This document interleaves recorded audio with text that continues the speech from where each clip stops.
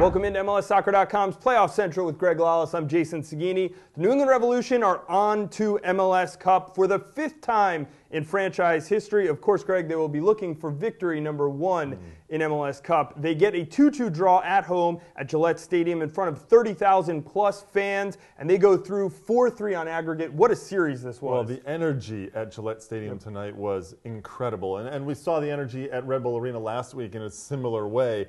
And you know what? It was all about Charlie Davies on Saturday because he's the one who stepped up, got the 2 goals for the Revolution when it looked like they were being pegged back by the Red Bulls, certainly early on. And Charlie Davies coming through huge. All right, Davies now the joint leading scorer in the playoffs along with BWP. He spoke to Andrew Wiebe just after the match. You know, I studied a lot of the game tape from last match, and I wanted to just make an impact and see where their weaknesses were. And I saw that it was set pieces and crosses. Kudos to our wingers and our midfielders for putting in great balls, and I just got to get on the end of it and put it in the back of the net. Well, it wasn't very easy, Greg, for the Revolution in this game. New York getting the first goal thanks to Tim Cahill. They also took a 2-1 lead, which would have forced overtime, but the Revs were able to answer each time. Yeah, a lot of coming back, if you will, for the Revolution. And you know, I thought that they did a decent job. Every time they went down, they seemed to look like they were going to break. Actually, it looked like New York, every time they got a goal, it looked like New York was going to get a second one. You almost wonder why they didn't.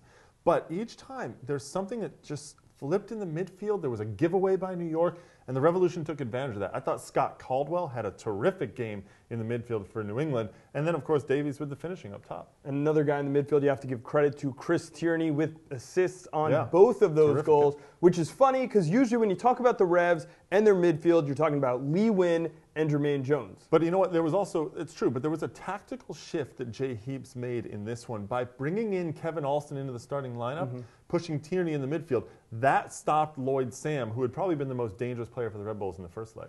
And it paid off for Jay Heaps and crew. Andrew Wiebe spoke to the 2 most important midfielders on the New England Revolution this season, Nguyen and Jermaine Jones, just after the match.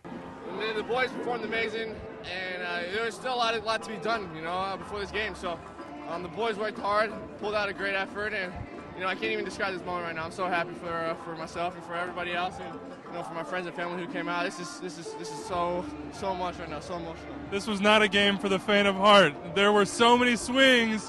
What was it feeling like on the field? What are you thinking when it's back and forth, and then Charlie gets those goals? Yeah, it was back and forth, and then they scored one. I was like, oh no, we got to get one. But so much going on, and we were just trying to push forward, and then, oh man, getting in this guy right now, it's so amazing.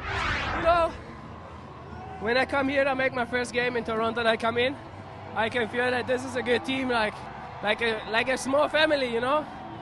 And this team is growing game for game, and when you see like how many times we come back in games, and it's amazing. Jason, it's interesting to hear Jermaine Jones talking about sort of the family, because there's an amazing spirit to this Revolution team that I don't think we've seen in many years, certainly for the Revs, but also, you know, New York, I think, was probably a more talented team at the upper echelon with the Peggy Luyandulas, the Thierry Henry, of course, that kind of thing. But this team that bringing in Jermaine Jones, this spirit is incredible, and that's what's going to get them through at MLS Cup as well. Yeah, I mean, you saw when those 2 didn't have their most prominent games in this biggest match of the season, it was the other guys that stepped up, the Chris Tierneys, the Kevin Alston playing a big role, the Charlie Davies. All right, you mentioned the big star zone. Before we go, I have to mention it. This could have been Thierry Henry's final game as a professional soccer player. Could very well be his last game as New York Red Bull if he continues somewhere else. What do you think, and what do you think comes next for him? Well, I think he played like it might have been his last game. He was, certainly in the first half, he was all over the place in this one. We don't know what's going to happen. He hasn't said what he's going to do. There's talk about coaching in France and going back to Arsenal, all this stuff. Who knows? It's his decision. He's going to make it, and then once he does, I'm sure he'll be successful there as well.